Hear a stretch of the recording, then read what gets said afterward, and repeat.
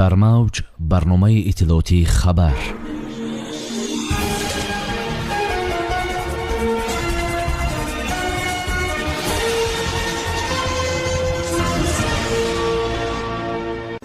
تغییرات کادری فرمان پرزیدنت جمهوری تاجیکستان، راه به وروخ و آغاز تقسیمات، تفصیلات سازش یتیموف و توشیف، کمک پولی به اویله‌های ماتم‌زاده رسانیده شد.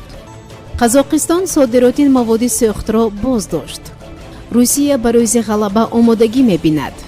فرمان پرزیدنت جمهوری تاجیکستان درباره یاردمچی پرزیدنت جمهوری تاجیکستان اوید به مسائل رشد اجتماعی و رابطه با جامعه تعیین نمودن نصرالدین زاده. مطابق ماده 69 کنستیتوسیای جمهوری تاجیکستان فرمان می‌دهم نصرالدین زاده امامعلی سیف‌الدین یاردمچی پرزیدنت جمهوری تاجیکستان اوید به مسائل رشد اجتماعی و رابطه با جامعه تعیین کرده شود. پرزیدنت جمهوری تاجیکستان محترم امامعلی رحمان شهر دوشنبه 5 می سال 2021.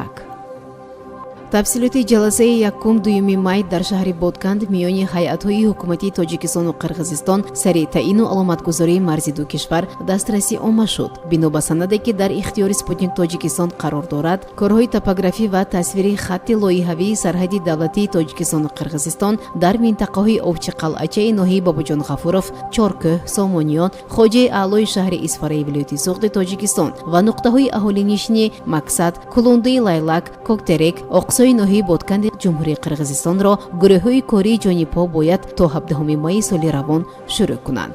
در این جلسه جانیپا با موافقه رسیدند که تا انجام دیلیمیتاسیا، دیمارکاسیا و به رسمیت ضروری قانونی سرحد دولتی تاجیکستان و قرغیزستان برای حرکت بیمانی شهروندان، عبور و مرور واسطه‌های نقلیات و مال‌های تاجیکستان طریق قرغیزستان، جانیپا راه ماشینگرد خواجه اعلی وروخ را در خمگشت سمت شرقی نقطه اهالی نشین تنگی کپچیگای مشترک می‌سازند و تاجیکستان آن را استفاده و نگهداری می‌کند. مقام این راه در یک سازشنامه علاهده دولتی میان دو کشور معین خواهد شد. آمده است در سند. این حجت را سیمومین یتیموف رئیس هیئت تاجیکستان و قمچیبک توشیف رئیس هیئت قرغیزستان امضا گذاشتند. میان جانیپا این توافق حاصل شده است که پس از انجام ساختمان راه ماشینگرد خواجه اعلی وروخ در خمگشت شرقی نقطه اهالی نشین تنگی به تصویر لایحه‌ای خط سرحدی دولتی تاجیکستان و قرغیزستان شروع خواهند کرد. آمده است در سند. سازی شده است که در قسمت‌های از نقطه سرحدی رقم 43 تا نقطه سرحدی رقم 61 و از نقطه سرحدی رقم 135 تا نقطه سرحدی 141 از اسناد و مواد مرزبندی ملی و حدودی سال‌های 1924-1927 و کمیسیه پاریتتی سال 1989 استفاده خواهد شد. گروه‌های کاری توپوگرافی دستور گرفتند که خط لایحه‌ای سرحدی دولتی تاجیکستان و قرغیزستان را در قسمت‌های در بالا ذکر شده را از 5 تا 9 می سال 2021 تصویر کنند. آمده است در سند. همچنین جانیپا توافق کردند که جلسه مشترک نوبتی هیئت‌های حکومتی تاجیکستان و قرغیزستان در حدود تاجیکستان برگزار خواهد شد. رئیس ولایت سوخت رجبای احمدزاده و فرمانده قشون‌های سرحدی کمیته دولتی امنیت ملی رجبعلی رحمانعلی از اویله‌هایی که فرزندان خود را بر اثر مناقشه مسلحانه در مرز از دست دادند بازدید نموده از نام رهبری دولت محترم امامعلی رحمان به هر یک خانواده 70,000 سامانی کمک پولی رساندند. با اطلاع کاتبات رئیس ولایت سوخت رجبای احمدزاده و رجبعلی رحمانعلی به خانواده‌های ماتم‌زده اظهار تسلیت نمودند. اثنای ملاقات با پیوندان جوانان مرحوم ذکر گردید که فرزندان شهیدی آنها ابداً در صفحه تاریخ ملت ثبت گردیدند. علاوه بر این رئیس ولایت سوخت وعده داد که فرزندان شهیدان من بعد زیر قنات حکومت دولت قرار میگیرند.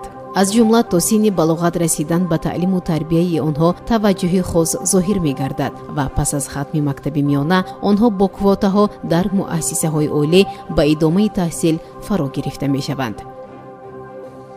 وزارت انرژی قزاقستان با صدور حکم صادرات بنزین، سوخت دیزل و برخی فرآورده‌های نفتی از این کشورها ممنوع کرد. بر اساس این دستور صادرات بنزین و مواد سوخت و دیگر فرآورده‌های نفتی قزاقستان از طریق راه به مدت 6 ماه ممنوع می شود. وزارت انرژی قزاقستان این اقدام را با هدف جلوگیری از کمبود مواد سوخت در بازار داخلی این کشور انجام داده است.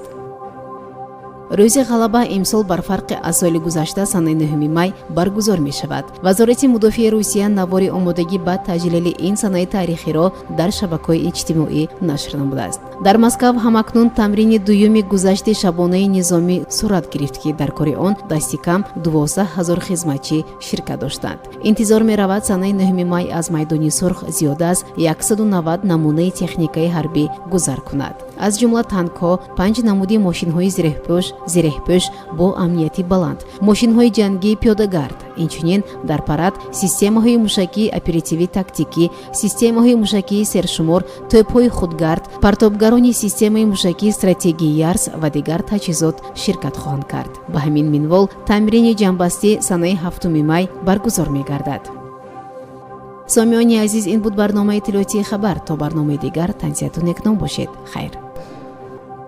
барномаи иттилоотии хабар аз рӯйдодҳои Тоҷикистон, минтақа ва ҷаҳон огоҳ бош.